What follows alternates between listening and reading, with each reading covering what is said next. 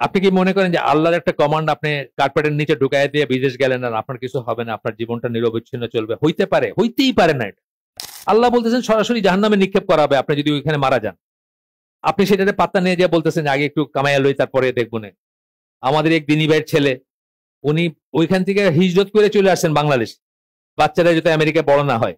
সেই ছেলে ওনারে না জানায় আমেরিকান এম্বাসিতে গিয়া আমেরিকান পাসপোর্ট করে আমেরিকা চলে গেছে।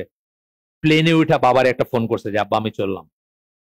আমরা মনে করি আল্লাহর কথা, মানে আচ্ছা ঠিক আছে শুনবো আর কি, মানে চিন্তা করব পরে।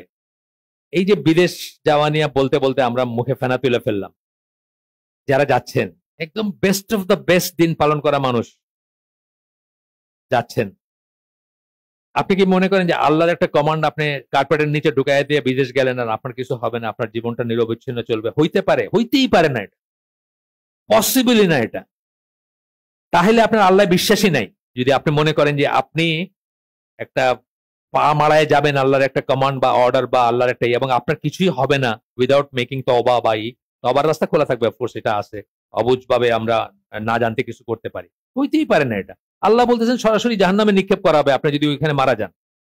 আপনি সেটাতে পাত্তা নিয়ে গিয়ে বলতেছেন আগে একটু কামাইয়া লই তারপরে দেখবো না। ভালো ভালো ছেলেরা, বুয়েটের আমার একটা পরিচিত ছেলে গেছে, কল্পনা করতে পারি না যে সে কোনদিন যাবে। তার ওয়াইফ পারলে ডেলি কান্দে যে বাচ্চা হয়েছে ওইখানে, ওইটা তো আমেরিকান বাচ্চা, এবং আমেরিকান বাচ্চা হইলে যদি কোনোভাবে সে জানে সে তার রাস্তা বাইর করে নিতে পারবে।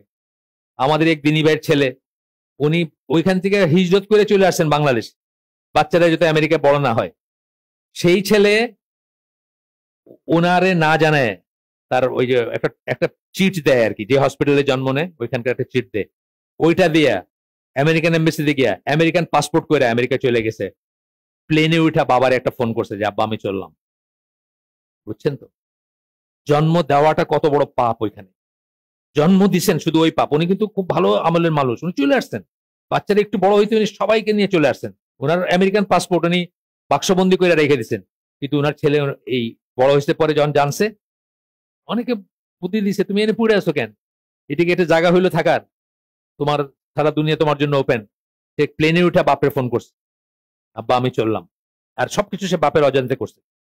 অথচ ছেলেটাকে আমি চিনি, মানে ভাজা মাছ কারে করে সেটাই জানে না, উল্টানোর কথা তো পরে থাক। এতই ভদ্র, কোনোদিন চোখ তুলে তাকায় না সামনে আসে। এইটা হচ্ছে আপনার অর্জন। আপনি মনে করলেন কিছু হবে না। ওই ভাই খুব ভালো আমলের মানুষ, খুব ভালো বোঝে, মারা গেছেন, আল্লাহ জান্নাত নসিব করুন, অত্যন্ত ক্লোজ, আমার নিজের আপন ভাইয়ের মতো। কিন্তু একটা ভুল করছিলেন সেই কবে, ওই দেশে জন্ম দিছিলেন বাচ্চাটা, ওইটা কবে আইসা তার বেলায় বাউন্স ব্যাক করলো আর কি জিনিসটা। মনে করেন না যে এমনি এমনি তবা করেন ঠিক আছে, তবার রাস্তা তো খোলা আছে, কিন্তু মনে করেন না যে আপনি ওভারস্টেপিং করবেন আর আপনার কিছু হবে না।